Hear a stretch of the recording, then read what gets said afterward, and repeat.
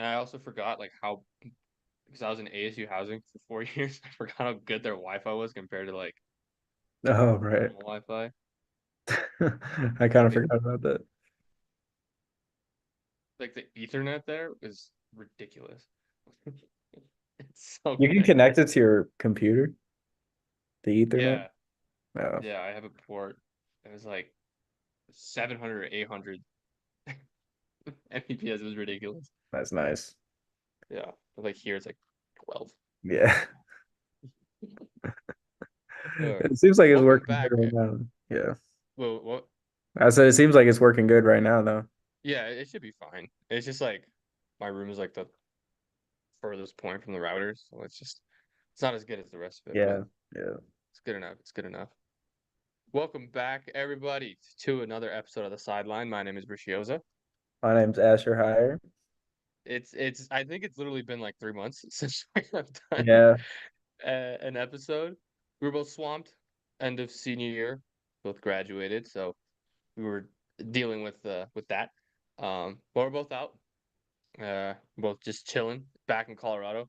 You see familiar backgrounds for both of us now, and we will be getting into Nuggets Wolves. It's been a bit since we talked about them. I don't even remember what our last episode No, I was. don't either, to be honest. Like if I don't even. It could have been about football. It could have probably was about Nuggets, but I honestly don't Looks remember. So, it looks like football. It says divisional round preview and wild card recap. oh, so it was January. It wasn't even. Yeah. Oh, jeez. So it's like No, a it's 4 pretty month. much like this whole semester was just Yeah.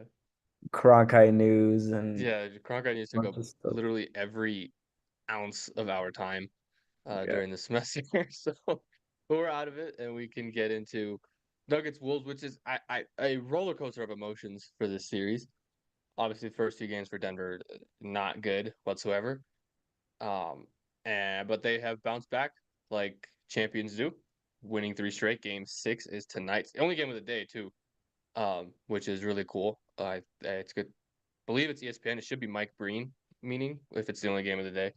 Sorry, if we get, I don't have anything against the other ESPN commentators, but if we get Ryan Ruocco instead of Breen, I'm gonna cry. Yeah. Like, Yeah. It just doesn't have like he's good and Mark Jones is decent even though he's like a Jokic hater, but just something about having Breen on the call just makes it feel like a bigger game. It's I makes it mean it's so the much same thing better. with like Brian Anderson and Spiro Ditas on TNT. Like they're good, but having Kevin Harlan just makes it just feel bigger. Yeah, it feels big. Exactly. It just feels like a bigger game. If you have any of the other guys, it's like, oh, it's like a regular season Yeah. game. Yeah, those guys it's like, oh, it's just playoff. This is it's time now. But yeah, game six tonight. Denver has a chance to close it out. I did not expect to get to this point. I'm gonna be honest. After those first two games, I thought it was done. I had zero faith. I had zero hope that Denver could pull it out. So like the fact that all of the the national media and everybody was like, oh yeah, it's over, and then now people are coming back. It's like, oh you idiots! It's like no, I also thought it was over. I feel like most of us thought that it was over. I know there's a few fans who had delusional hope that it was still gonna be able to be pulled out. I didn't have any. I don't. Yeah. What were your thoughts after game Yeah, two? no, I mean especially like considering last year too, when the Timberwolves were the hardest series that the Nuggets played, that's what the Nuggets players said also. And that's how I kind of felt. And then, yeah, it's just with the Timberwolves sweeping the Suns like they did. And I know the Suns got, a ton of problems, but they did go, 3-0 against the Wolves in the regular season. Obviously, they shot a ridiculous percentage from three in those regular season games, but for the Wolves to come out and sweep Phoenix, it just felt like what we kind of felt, last year Mm, with the Nuggets. There's just this feeling of like, oh, you know, they're just different this year, really.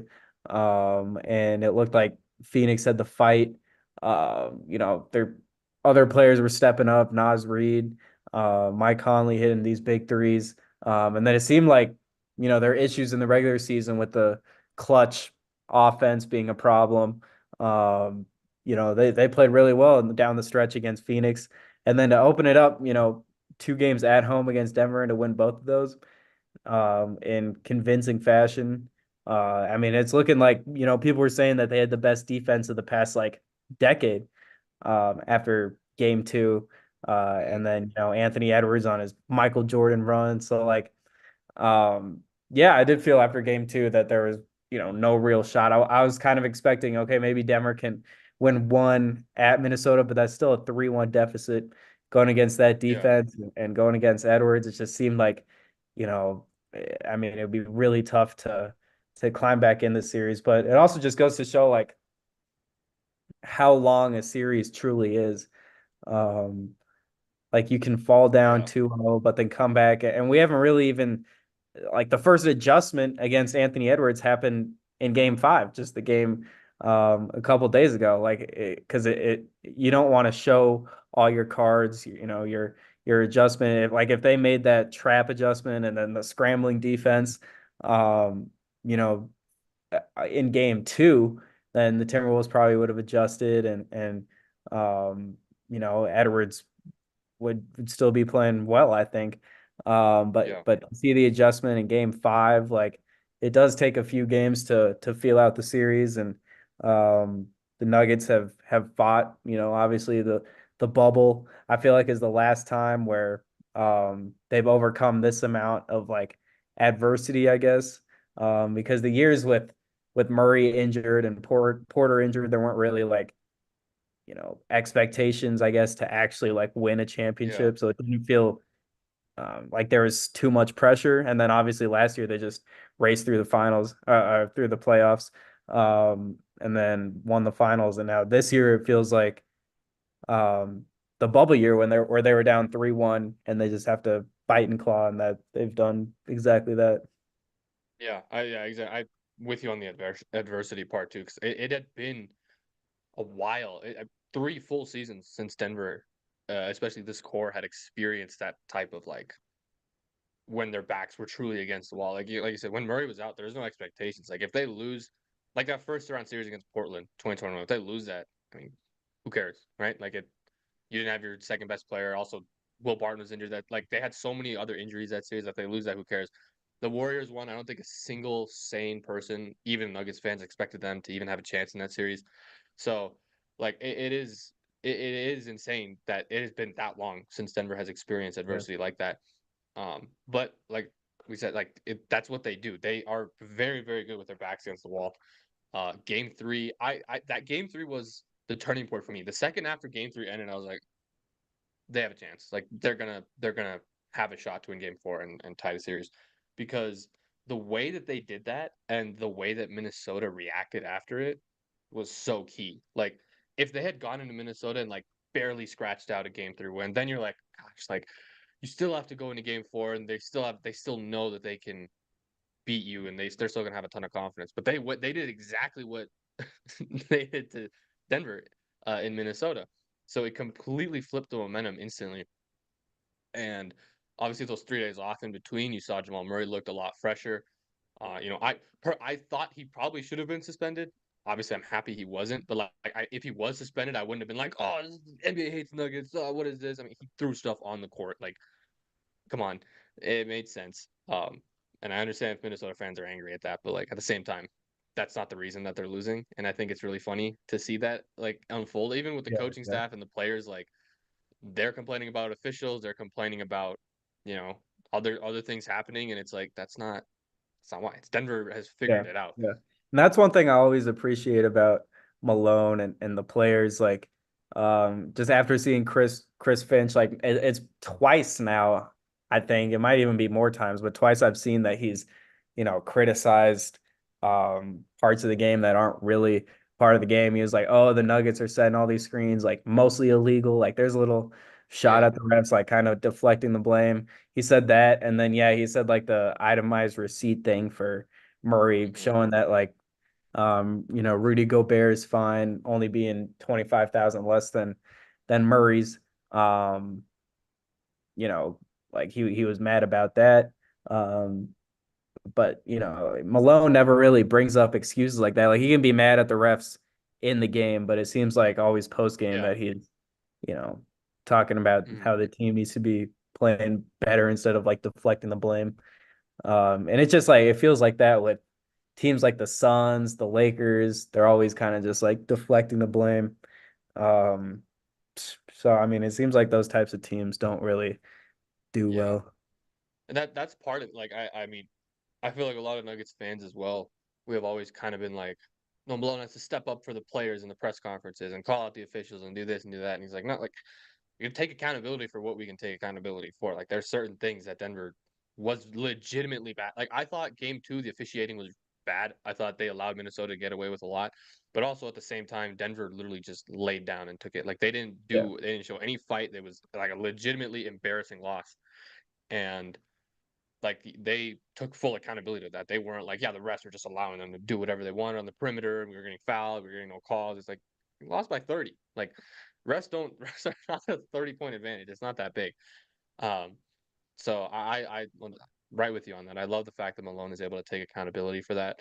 And I'm like, this is what Finch's third year truly at the helm of an NBA team. It's only his third year in the playoffs. Like it'll come in terms of the maturity level of being able to handle the adversity of a playoff series. Same with like Anthony Edwards and stuff like that.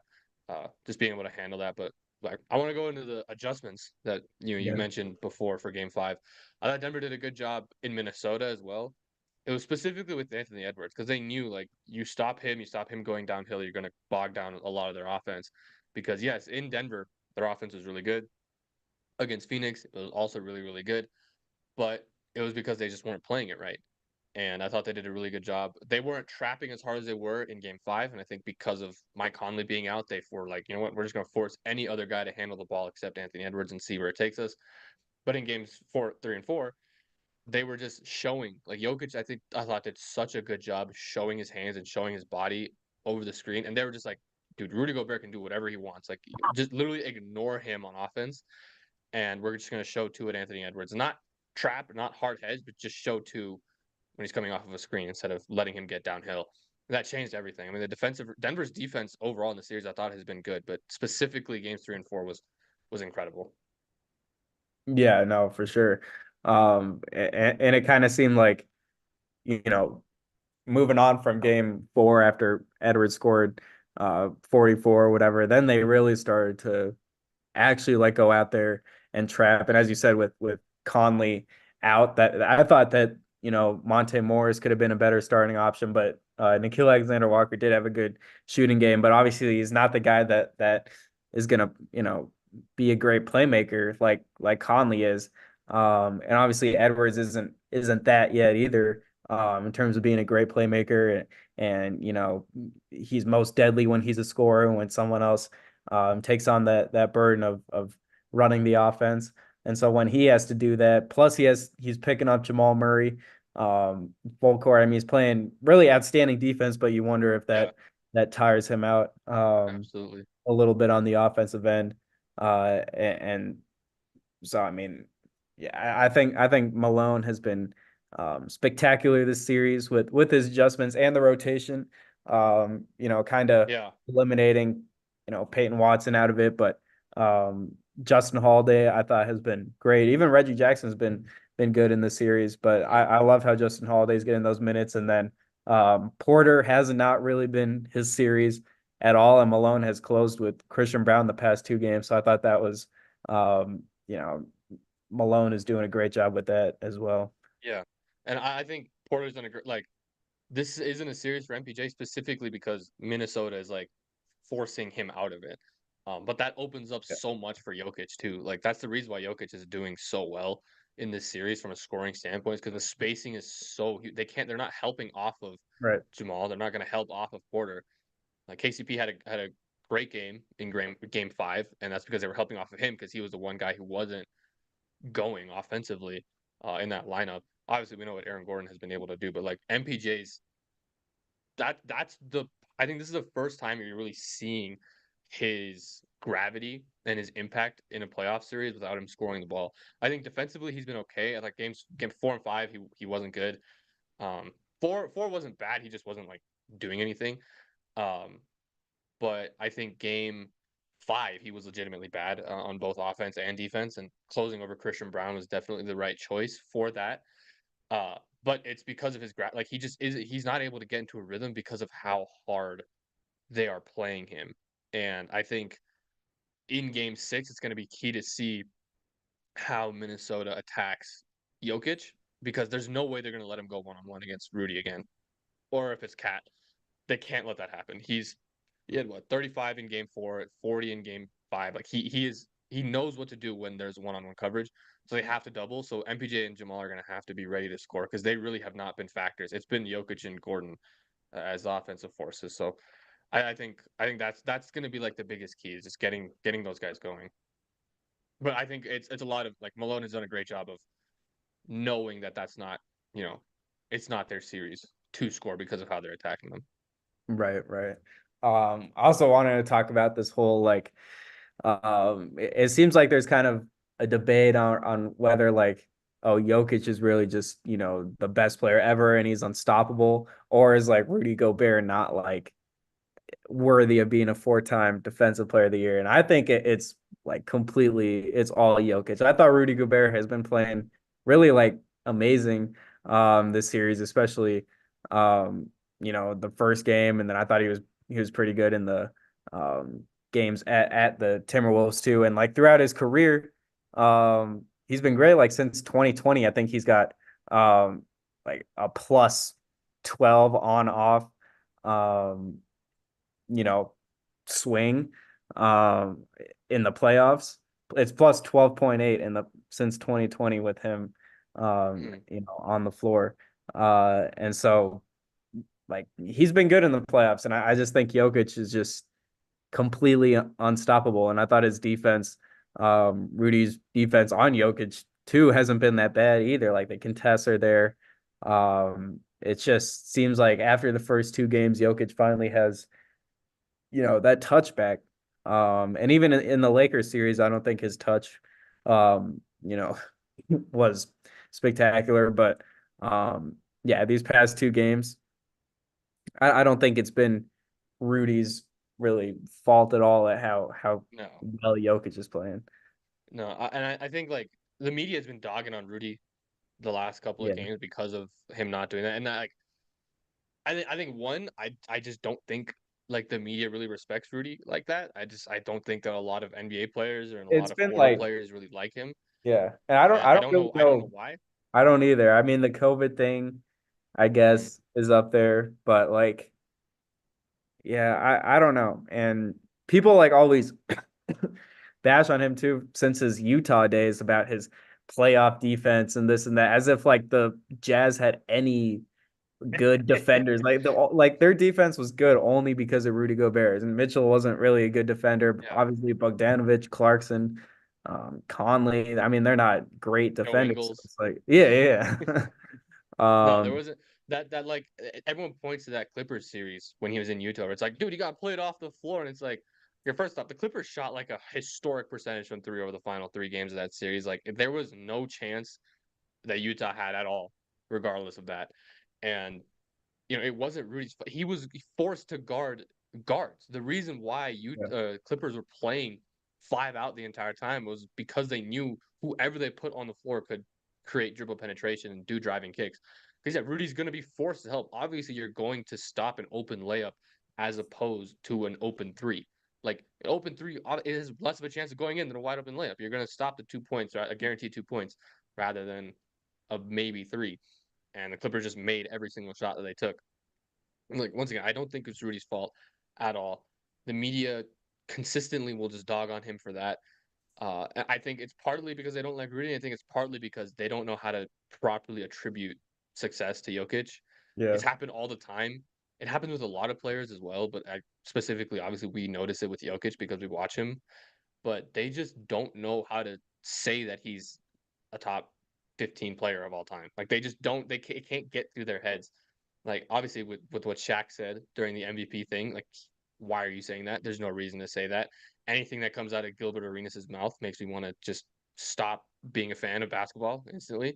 And then like Keyshawn Johnson obviously is an idiot. Like it's just anything that they do to say to attribute success to Jokic, they have to put down someone else instead of just yeah, saying that he's that good.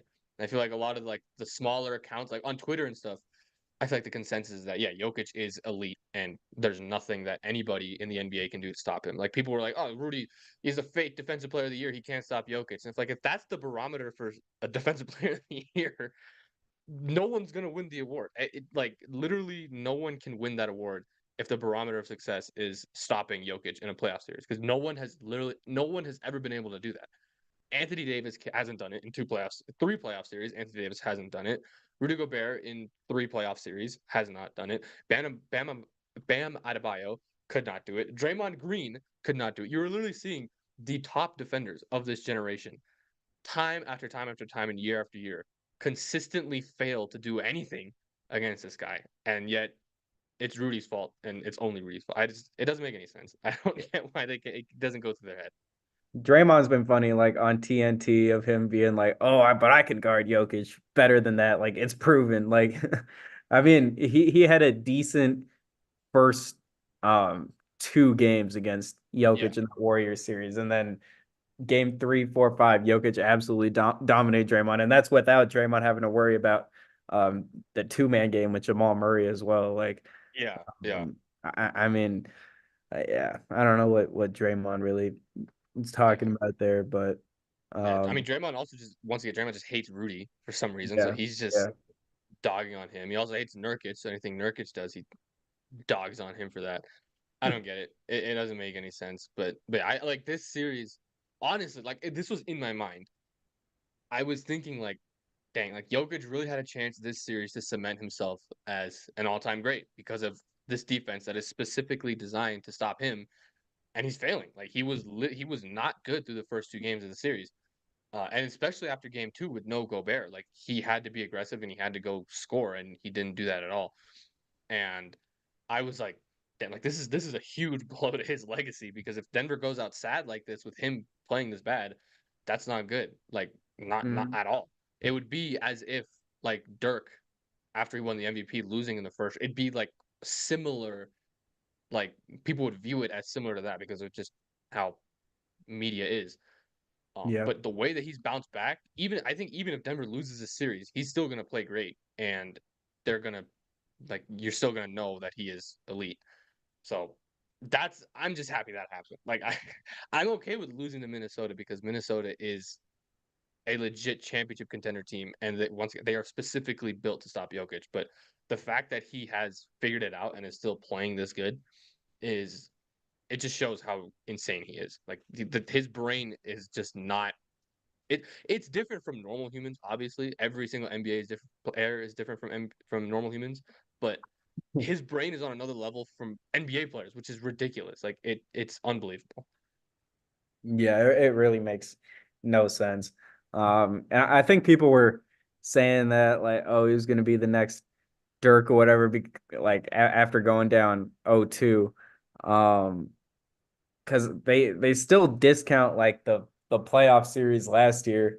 Um, I mean the whole playoffs last year of them going 16-4 is like, oh, but they played all these play-in teams, so like that was still in people's minds, and then seeing them play actual good competition for once, um, and then seeing Jokic go down 0-2, it's like, oh, maybe he really isn't that good. But no, I mean, there's a reason they went 16-4. Like that doesn't just Yeah, happen. yeah. Like And it's, it's not like they play like yeah they played play-in teams, but it's not like I mean, those play-in teams were bad. The Suns were favored in the series. I think the Lakers were too before the series. At Like least people were it's picking them. then why is it yeah people were definitely picking the Lakers like to win. I don't know if Vegas had them favored, but there were definitely media people, a lot of media was picking them to win. And like the narrative going into the playoffs is that Denver sucked. Like Denver was a fake one seed and that they weren't good. So how are you like why how does the narrative change that quickly? Yeah. And also those playing teams weren't bad. The Lakers beat a 2 seed and then they beat the team that beat the 3 seed, which were the defending champions. Like, it's not like this team it was bad. And then the Heat, they played an 8 seed in the finals. Yeah, the same 8 seed that beat the 1, the 2, and the 5 seed in the playoffs Yeah. handily. I might add, had a 3-0 lead on the 2 seed, and they also, I mean, like the 1 and the 8 seed were literally the highest. The 1 and the 4 seed, the 8 and the 4 seed were the highest that they were literally possible to play in the first two rounds. That's what happens when you have a good regular season, that you can play weaker opponents. Surprise, surprise. So it doesn't make any sense. The narrative behind it, people are just hating for a reason to hate. Yeah. And like I saw, it was like all these people are still saying, "Oh, Embiid is still on Jokic's level. He still is." It's like, dude, like we gotta figure this out. And I know once Embiid scored 60 in a random December game next year, people are gonna be like, "I don't know, man. It's a lot closer than it seems. I think Embiid still has a chance." But then when Jokic does this in a playoff round against one of the best defenses I've ever seen, specifically designed to stop him, Yeah. it's crickets. So I don't know. Yeah. Yeah. No, I don't I know. don't get. Going into game 6, what are we thinking? Because this could be like,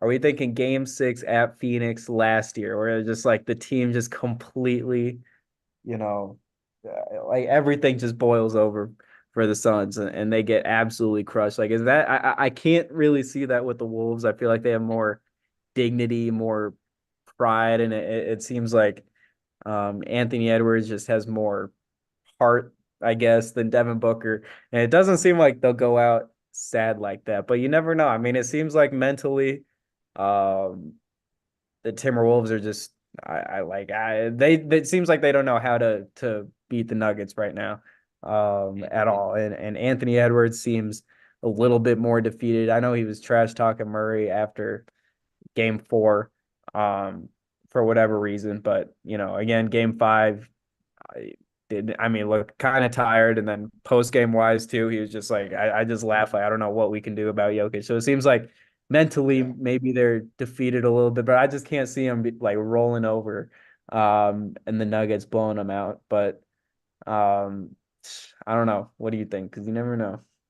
No, I'm definitely not expecting a Phoenix game. Because also like Phoenix was missing. I think they're missing what, two starters, three starters that game. Yeah, they were Like they missing. like Chris Paul was out. Then DeAndre Ayton was also out. So Jokic could just literally do whatever he wanted.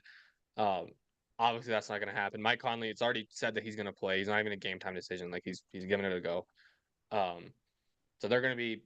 I mean, obviously they're not fully healthy, but they're going to be at full strength in terms of bodies. But this is going to be a hard game. Like this is going to be a really hard game. I think Minnesota is going to come out with a lot of fire and they're going to come out with a lot of energy. It's going to be very similar to game 4, but I mean Denver knows what to do. Like they know what to do. It's just Minnesota is going to make an adjustment and Malone, I think he's a phenomenal coach of making adjustments within the series. As we've seen this series and we've seen it through other series, he's great at making adjustments as the round goes on. But in game, I don't. He's not phenomenal at it. Denver really does stick to a scheme until it completely breaks down. So whatever adjustment Minnesota makes to Jokic, which is going to happen, whether it is doubling or whether it is being as physical as possible, or whether it is just showing him as many bodies as they can.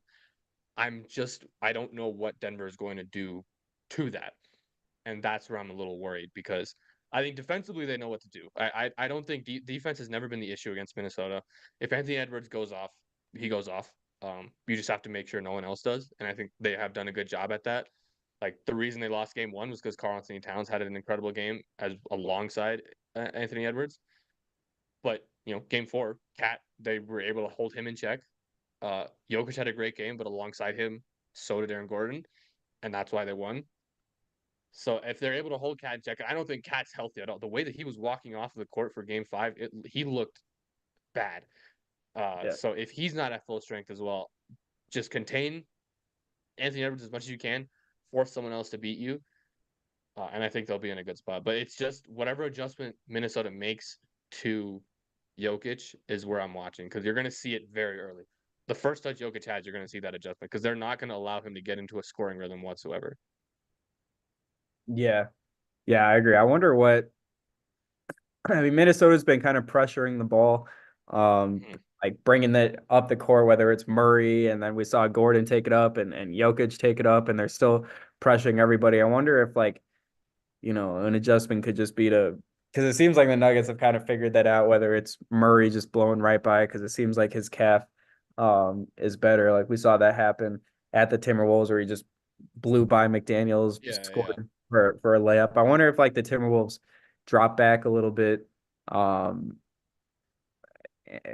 instead of that, and not have Jokic cut in front of the faces of Gobert and Cat like he's been doing um recently. I wonder if they kind of drop back. Um, but I mean, it's still like you have no idea how to stop this guy at all. Um, Because like the because thing is, even if you hard double, which is what I assume that's what's going to be the adjustment. I like me and my friend, we were joking about it earlier. We were like, are they going to start like Cat or are they going to start Nas? Like, because otherwise you don't have enough. Even if you have two bigs, you still don't have enough size. Like, and they've been running the three big lineup a decent amount over the last few games. They ran it to close game five. Denver's offense wasn't as good, but they were able to cut off Jokic. But Jamal Murray had a good end to the game. He started to get in the paint because there weren't enough bodies to cut in. The help was too slow. So even if they do hard double, you're leaving open the rotation for other people to yeah, attack the paint, and that it leaves so much to chance. Like you take Gobert off of Jokic, you have him roam off of Gordon, but that hasn't been working. Gordon's been able to really attack that well. He's seen this every single series that he has played with the Nuggets. He's been played like this, so he knows what to do at this point. And so I don't know what adjustment they can make to where it'll be like, yeah, this is what it can be, because they have to throw everything. They have to try their best card, and if that doesn't work, there's nothing you can do. yeah. Maybe this is a game where Porter has more opportunities just with Yeah, the doubles that Minnesota's sending. And yeah, as you said, like they've been playing so uptight on Porter that it seems like he's kind of hunting shots more rather than it being in the flow of the offense. And then Porter loves that that pump fake and then driving to the rim. But I mean, Gobert's been down there and has kind of deterred Porter away from that a couple times. But yeah, I wonder, with more heavy double teams, if Porter will have more chances to finally get a good game in the series.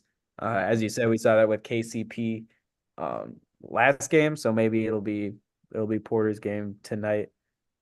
yeah, Um, yeah. I'm hoping for it. Like if he has a good game, Denver wins. Like it is really that simple. When he plays well, Denver wins. Uh, so I'm looking for him to do something because if he plays well, if they're like my thing, like KCP's coming off of a good game, right? He's probably the one guy that you would want to double off of if you're gonna send help at Jokic. But then he's a good shooter. Like he's an elite shooter. He's the guy who when he gets into rhythm, he can cut off a ball game. You're not yeah, helping off of Porter, even though he has struggled the last two games. You're not helping off of him. You're probably not going to cut off or double off of Murray. Obviously, the ideal help is to cut off Gordon, but that's not helped. Or they're helping off of Gordon, but that hasn't done anything this series at least. So it's like, I what do you do? Like I genuinely don't know what the adjustment would be to stop him. And that's yeah, like the only other players that I have felt like that are it's literally LeBron and Steph. Like the players who are adjustment proof because they're so smart and they're so skilled that there's nothing to do. yeah. Like and even when you do adjust to them, they want you to do that. Like if you are gonna double, okay, I'm gonna force other people to make plays, and we're good enough to be able to do that. So I don't know. Yeah. It's ridiculous. I think another good good adjustment defensively that um the Nuggets have made. It seems like they're kind of putting Jokic or letting Jokic like roam more with him being kind of on McDaniel's. Like, um, McDaniel's got a ton of open looks um in the last game out of design. Like he's only shooting 22% from three. He's 5 of 23, and then like his corner is supposedly his sweet spot. He's only shooting 27% from the corner. And then like above the break, he really can't make any threes. And I feel like that's kind of been a liability for them. Um, Offensively, I was kind of thinking like just throughout the season with the offensive struggles that Minnesota has and the amount of good defenders they have, it just kind of seems like if they had more of a score instead of McDaniels out there, it would be huge for them. I know what he brings them defensively, but having Gobert, having Edwards, having Nikhil, having Towns when he wants to play defense, like that's still a really good defense. And I just feel like if McDaniels was replaced with a better score, that they would be better because he really is Yeah. a liability right now for them and clogging things up for Edwards, specifically just with with Denver really not guarding him at all. Yeah. So I think it's been a good adjustment too, Mhm. defensively. And that's what I was saying. Like, if you were to start Nas, you would put him in over McDaniels. Like, he is a scorer. He's Yeah, mobile enough to where starting and he obviously can shoot very well. So he's mobile enough, and he's a good enough floor spacer to the point where you're not gonna lose anything on offense. If anything, you'd probably gain stuff. And yeah, defensively, you're gonna lose something. But I think Minnesota can live with having Edwards guard Jamal. I think he's done a really good job with that. I don't think you need McDaniels out there. And I think Nas is also mobile enough to stick with MPJ on the perimeter, which would be his matchup. Um, and obviously that size is going to help so much because Denver, what they have really like Minnesota really got Denver out of their shot diet over the first couple of games. Denver was really chucking a ton of threes, which is what they don't normally do. They're one of the bottom two teams in terms of 3-point attempts in the league. And over the last 3 games, they've gotten back to that. They're only taking the open looks that are giving them within the flow of the offense. Jokic shot like what 7 threes in both of the games. Like that's not he doesn't normally do that. He's back down to 4 or 5 per game now, which is much more manageable for his shot diet. And they're getting into the paint, like they're scoring in the paint, which is what they want to do, which is what they like to do. Obviously, with Gordon and Jokic being there, and with Murray being hobbled as he is, like I think his calf is feeling better. I think he's definitely adjusting the play on it, but he still has very little burst. He can't get by anybody without a screen. So the people who have to score in the paint are Gordon and Jokic, and they've done a good job at that. And their shot, like they've only attempted 29 threes in each of the last 3 games, which is much more where they want that number to be. They don't want to be chucking 35, 36 threes a game because that's yeah, not who they are. And when it is when that is happening, the efficiency of the guys like Murray and Porter and KCP, it's gonna go down because the reason they're so right. efficient from three is that they only shoot, 5 or 6 a game. Yeah, yeah, no, exactly. Um, I guess looking forward into, I mean, it seems like, obviously Dallas won that game 5 last night. Huge game. The Mhm. best I feel like Luka Doncic playoff game this year. Yeah. At least the most efficient, and it seemed like he wasn't complaining as much. Um, and so it looks like Dallas could wrap up that series with game 6 being at home. Um, that kind of is my preferred matchup. I think Murray will have an easier time, and Jokic really with Dallas, honestly, Mhm. because you don't have to deal with the physicality of Lou Dort, J Dub, Wiggins. I mean, these guys are pretty good defenders, whereas like on Dallas, it's Derek Jones, and then like I don't Yeah, know, that's Derek Jones much. and PJ Washington. Like Yeah, but that's who PJ Watt, I like don't even Kyrie has like. been good, but like it's not nearly Yeah, the level that OKC is. yeah, no, Yeah. exactly. Um, and so I feel like that would be kind of my preferred matchup. Especially, yeah, I mean, Kyrie hasn't been his series at all, whatsoever. And if he, doesn't really step it up, he's just really not even like finding shots at all. It's just more been obviously Luca and then like the lobs and then the kickouts to PJ Washington, who's been on fire from three. And then Kyrie just hasn't had like much of an opportunity. I wonder how that would change if they look to get Kyrie more involved in the next series if they do make it there. And then I wonder like how PJ Washington will play too, because this came out of nowhere where he had like 3 straight 20-point games and Mhm. wasn't missing from three out of like a 32% 3-point shooter. Um, I don't know. I'm just kind of looking ahead to Denver against Yeah. Dallas. I feel like it's a pretty good matchup for Denver, honestly. Yeah, Better I do than too. I think KC. like the public's opinion on it would be that it's not a good matchup, but it's because of that one game that Denver lost where Murray and Jokic, they both shot, I think it was like 13 for 36 from the field combined. And they let up like 20 offensive rebounds. They couldn't grab a board to save their lives. And they still had a chance to win. And they were up Not to mention, yeah, late in the game. one of the craziest game winners like I've seen. Exactly. Yeah, like Lefty that's the floater only from the free reason throw. they lost was because Kyrie literally hit the best shot I've ever seen in my life. Like a left-handed floater over a contest going like it unbelievable. But Denver still had a chance to win that, and that was on the road, combined with all those things. So I think Dallas is a very good matchup. I don't really think Dallas can guard Jokic. Obviously, they like I think Lively does a good job on him, has done a good job on him. But Gafford, like Jokic, literally, he sees nothing when he sees Daniel Gafford. His career's, and it's not a slouch. It's not a shot at Daniel Gafford. He's a great player. I think he has like changed Dallas's offense. I really love what he's done for them. But when it just comes to Jokic, Jokic literally abuses that man every time they play. It's ridiculous. So I don't think that's going to be an issue at all. I would assume that their strategy would be to put PJ Washington on Jokic and have someone roam. That's like the only thing that you can do because if you let him go 1-on-1, we know what happens. So yeah, I like the matchup against Dallas. I think Denver can guard uh, Dallas pretty good as well. I think Gordon on Luka is like as good of a matchup as you can ask for, Yeah. and I think it's a much more natural position for Gordon to defend as well instead of And guarding same with a KCP big on like Kyrie. That's because Kyrie exactly doesn't yeah have the strength that knocks mhm, KCP off balance. yeah.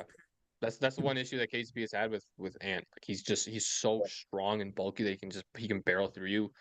But I mean Kyrie obviously just has the skill and you can play literally the most perfect.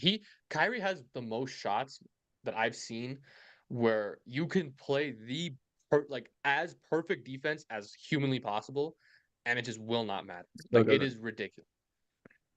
It's unbelievable. So I would like that does worry me because both him and Luka, like that backcourt, if they get going, they haven't been able to get going. I think OKC scheme has been good, but if they're able to get going, that's scary because they can definitely carry you to a win by themselves. But we'll see. I think Yeah, it's still a got good to be series for Porter Minnesota. as well. Oh yeah, yeah, for sure. I think that's going to be a really good series for Porter. I think once again they're going to sell out on the Jamal Jokic 2-man game. They're going to force someone else to make a play, but I don't think they have the size to guard Porter because I think it's very similar to the Lakers last year, where like you're going to be forced to play size on Jokic, and that's going to make it's going to make MPJ be on a smaller guy. Whether it is like Derek Jones is going to be on Jamal, I would assume Luka would then be put on MPJ, uh, Yeah, and or yeah, because they're not going to put Kyrie on him. So like, I don't think Luka can really, especially with how hobbled he is. He looked good last game, but I still don't think he's 100%. With how hobbled he is, I think that would definitely be a good MPJ series. But I think Denver has to close it out tonight as well because they would. Murray needs the rest. I think the earliest the series could start is well, like Wednesday or Tuesday or something. probably. Um, Yeah, so if Denver closes it out tonight, they can get almost a full week of rest for Jamal Murray, which we saw how he looked after that 3 game, the 3 day break in the series. Looked a lot better right. in Game 3. It was the best game of the series by far. So if Denver closes it out tonight, it's gonna be he's gonna look way better. Yeah, And as also just having home court, it's proven Denver doesn't need it in this series, but having home court as opposed to OKC, I mean they're such a good home team. Having that and Denver's struggled in OKC, struggled playing OKC in general this year. I think it's just a worse matchup overall. I don't think they can guard Shea. Like yeah. they don't have it. It's insane that Jeff Green and Vlatko Chanchar were like the two best Shea defenders that Denver had on the roster last year. But KCP and Aaron Gordon, for whatever reason, they cannot stick with him. So I would much rather play Dallas. Yeah. It looks like Wednesday would be when it starts. So yeah, having 6 days off um would be huge for Murray. I mean, he was also like part of the doubt of why I thought, a bunch of people thought that the Nuggets probably wouldn't come back is because of his injury and just how slow he looked. But Yep. yeah, something magical happened in between games 2 and 3.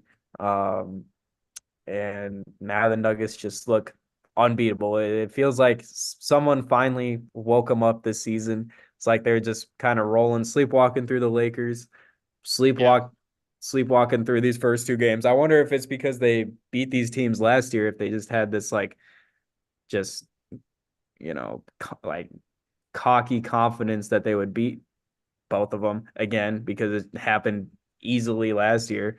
Mhm. But obviously the Timberwolves are improved and they have Naz Reid and Jaden this time, so um, it's different. But it seems like or something woke Jokic up too because the faces like he'll be making when he's attacking Rudy Gobert.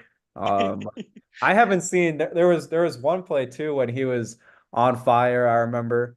Um, and they got like a switch out on it was like, maybe end of the third quarter or something like that. Jokic was just absolutely feasting. And then they got a switch out to where like Nikhil was on Jokic.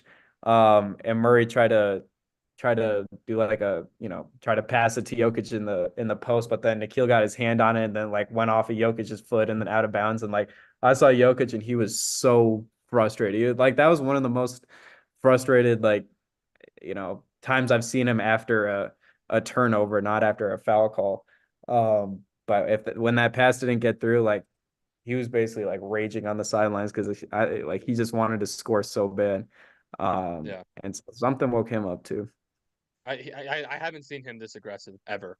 Like Yeah. literally, the season when Murray and Porter were out is the last time that Warrior series. That was the last time I've seen him this aggressive. And obviously, he's going to be aggressive then. Like, no one else could score, but now he has them back, and he's still doing this. Like, oh my goodness, I just hope he doesn't I lose saw it a because stat. sometimes he loses it. Like after a huge game like this, like sometimes he just like they Mhm. start doing the double teams and stuff, and then um he just doesn't keep attacking. But Yeah, hopefully he and does. honestly, in Game 5, like he didn't start off aggressively. He didn't start scoring until like halfway through the Yeah. quarter. Uh, I think he was definitely like KCP was going, so he tried to get him going. It was very clear they wanted Murray and Porter to have some sort of rhythm, but it just wasn't. Minnesota's defense on them is just too good. So he was like, you know what, screw it, Yeah. we'll do it instead. And he still ended with 13 assists without a turnover. That was one of I think that's the best playoff game I've ever seen. Let someone play. Like I was literally I was laughing watching the shots that he was taking. After the three he hit to get to 40, I'm like, dude, what like Um, this is ridiculous. I tweeted it out. I was like, there is no one has ever played this good before. I don't think like this 3 game stretch that he has had. I legitimately do not think anyone has played a better 3 games in a row in NBA history and in the that playoffs at that least. third Like I quarter, that third quarter oh felt so perfect. Like he only scored 16 points, and obviously players do that a lot in one quarter, but just like the stranglehold that he had on the game, he wasn't missing. I think he was like 6 for 7 in that quarter, um, and had the 4 assists. So it was like, I mean, every time it was either him or some wide open look on the 3 point line or hitting Gordon down low too. I Um, think he scored or assisted on 36 of the 38 points wow. that Denver scored in the quarter. Yeah, yeah. Like it was unbelievable.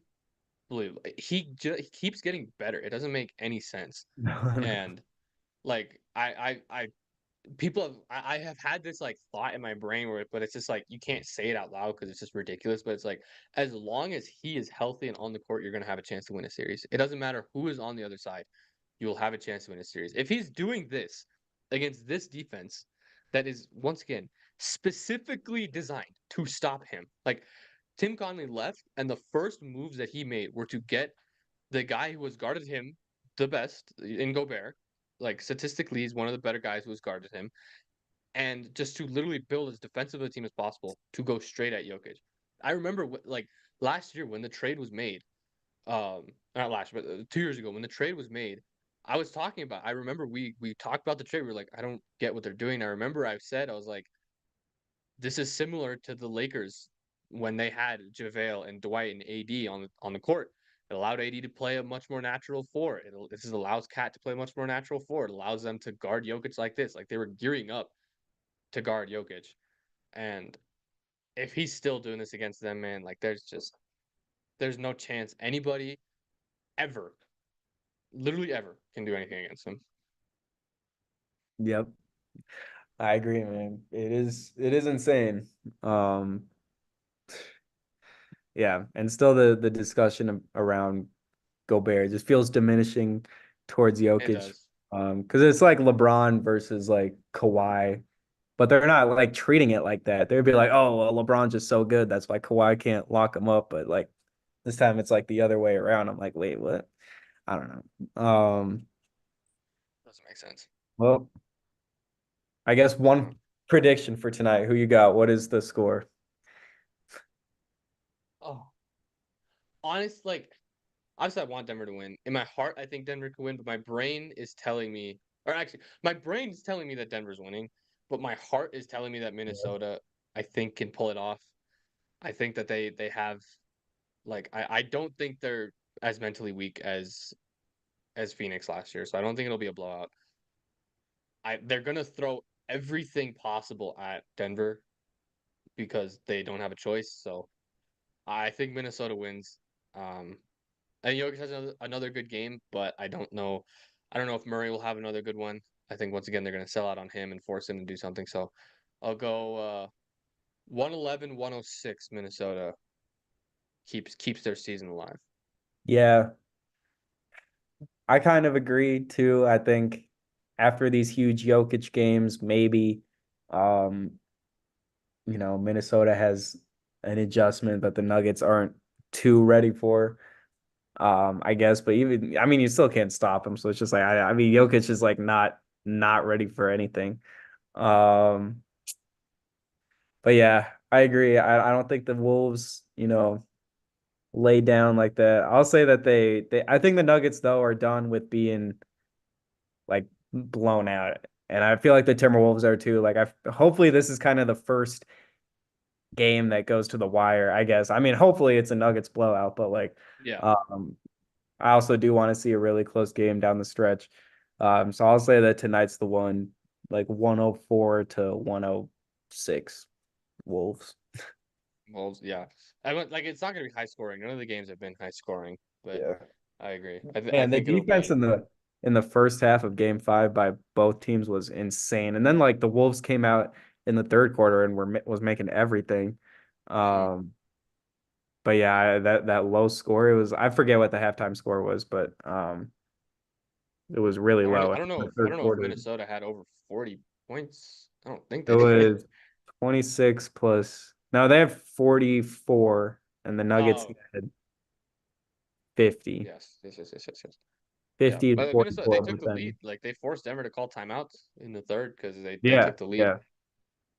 But I think they know that they can beat Denver because obviously they've done it before and they have confidence that they can do it.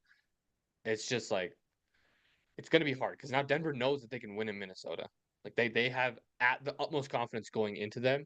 So it's just hard. I'm just expecting as many adjustments and as many things to force other people to make plays as possible. But I know Minnesota's defense, it's not, I think they're good. I know that they're good enough to rotate off of someone else and make them make a play with a defender in front of them rather than a wide open shot or something like that. Because I have a thought, I have a feeling that they're just going to double Jokic instantly, and it not one pass away, but they're gonna show multiple people at him at all times and just zone up and hope for the Yeah. best. If someone else beats you, then someone else beats you, but they cannot keep letting him do this. Yeah. That's my thought process. Yeah. All right. Uh, well, if abs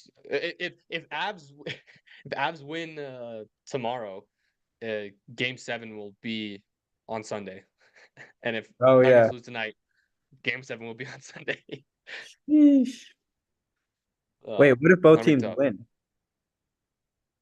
Or I mean, what if It's both go to a game 7? Yeah, if both go to a game 7, it's on. They're both on Sunday. Oh, they're both on Sunday. Wow. Yeah, they're both on Sunday. So if Denver wins tonight, we can have a relax. Not a relax. We're gonna be pissing ourselves watching the Abs if they pull it out tomorrow in game 7. But we won't have to switch through. It'll just be one. But yeah, I think that's it. I don't know what else. Yeah. We'll just have to wait, No, sit in our yeah. hands for the next few hours. Rockies 7 in a row is pretty crazy though. 7 in a row against good teams too. I know. Rangers and Padres. It's not like bad. Yeah. Jordan Beck, bro, he looks good. 5 He looks RBIs. good. I know. I know. He looks good. I like him. I like Finally, the he's young guys. a lot bigger than I thought too. He's giant. He's like 6'4" or something. He's Yeah, a yeah. big dude. Uh, yeah, Zach Veen is putting it together as well in the minors. Dude, the whole farm Thank system, they've got God. like, I know, they've got like 6 or 7 now in the top 100 prospects.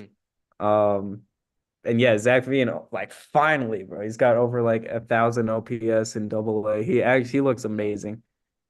Um, And but it's like good. Tony It's good that it Montgomery was now is just just I don't know. injured. I don't remember what injury it was, but he had something. He had to get surgery, and I'm thankful that that is what was causing his struggles last year because he was legitimately bad. Yeah. Uh, but yeah, I mean Hartford, like the AA team is like cooking. Hmm. They're really, the Isotopes kind of stink, but the AA team is really good. The Yeah. pitching prospects too. I mean, like was Chase Dollander. Hollander. Yeah. He looks good. And Carson then, Palmquist looks good. yeah, They him. got some guys. They got some dudes. I'm excited. Is Hughes injured? I haven't seen anything about him, honestly. He must I be. think I think he is. I think he got Tommy John. I think. Yeah. I know Jaden Uh, Hill's pitching good. Yeah, he is. He's I mean they transferred him to a relief role, but I mean he's was injured, but he's pitching good. Uh, but Rockies 3 years they'll be maybe good. Maybe. Uh, maybe potentially they will not be this bad in 3 years. Yeah. But yeah, I mean they're putting. I mean I think no, like Nolan Jones is still injured, I believe. Yeah, he is. It's But wild how they're doing it without him I and know Bryant. and Bryant, yeah, but Montero's starting to put it together a little bit. Piece Yeah. by piece, McMahon's he's still been playing well. been really good this entire year. McMahon's been McMahon's been really good. Tovar's still really good. Yeah. Brenton Doyle, he's hitting like 300. Dude, Like I know. I know. that is It's like I expected crazy. this to happen in like 3 or 4 years. He was literally like the worst hitter in baseball last season, Yeah. and now he's good and still elite on defense. So it's good. There's some positive things happening for the Rockies, Yeah. which is good. I like it. Things are on the up. Broncos schedule got released. It's okay. Hella late bye week, but that's like the only thing I have for it. It happens, I guess. Yeah. But we'll see. We'll see. The uniforms aren't horrible. Bo Nix Yeah. seems to be good. This is looking good. It's a good summer for Denver sports. Finally. All things are lining up for the first time in like I know. I know. literally 10 years. But yeah, that's gonna do it for us, this island. We will try and keep somewhat regular uploads now that we are out of school and Yep. we got some more time. But yeah, unless you got anything else, that's it. That's it. Thank you guys for tuning in.